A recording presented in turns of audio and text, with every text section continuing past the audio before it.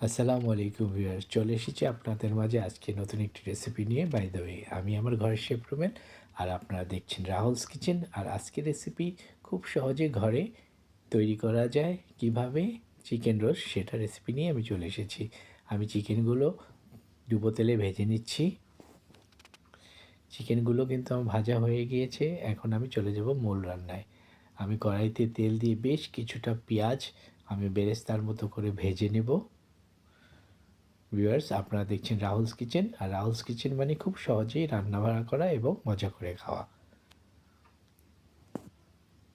পেঁয়াজ বেরেস্তা হয়ে গিয়েছে। এখন আমি দিয়ে দিলাম এখানে আদা পেস্ট, রসুন পেস্ট, সামান্য ধনিয়া গুঁড়া, সামান্য জিরা গুঁড়া। সব কিছু আমি ভালো করে তেলের সাথে মিশিয়ে নেব এবং দিয়ে দিলাম কিছুটা লাল মরিচের গুঁড়া, সাদা গোলমরিচের গুঁড়া এবং টক দই। ভিউয়ার্স, রেসিপিটি যদি ভালো লাগে আপনারা অবশ্যই বাড়িতে একবার ট্রাই করবেন। খুবই ভালো হয়, খুবই মজা হয়, আপনারা বানিয়ে খেলেই বুঝতে পারবেন। আমি সমস্ত উপকরণগুলো তেলের সাথে ভালো করে ভুনে নিলাম। এরপর যে আমি দিয়ে দিলাম স্বাদ মতো লবণ এবং দিয়ে দিচ্ছি টমেটো সস।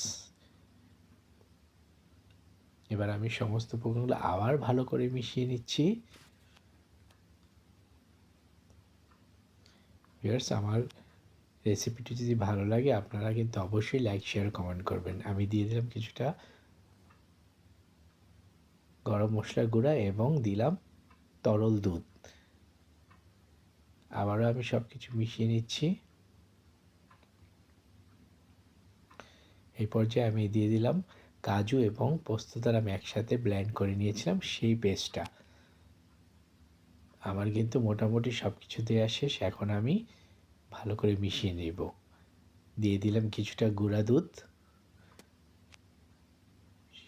সমস্ত কিছু আমি ভালো করে মিশিয়ে নিয়ে আমি চিকেনগুলো দিয়ে দিচ্ছি। চিকেনগুলো দিয়ে মিশিয়ে নিলেই হয়ে গেল আমার মজাদার চিকেন রোস্ট। আমি সমস্ত চিকেনগুলো মশলার সাথে ভালো করে মিশিয়ে নিচ্ছি। এবার আমি একটু আপনাদেরকে পরিবেশন করে দেখাচ্ছি। কি বন্ধুরা, ভালো লাগছে না দেখতে?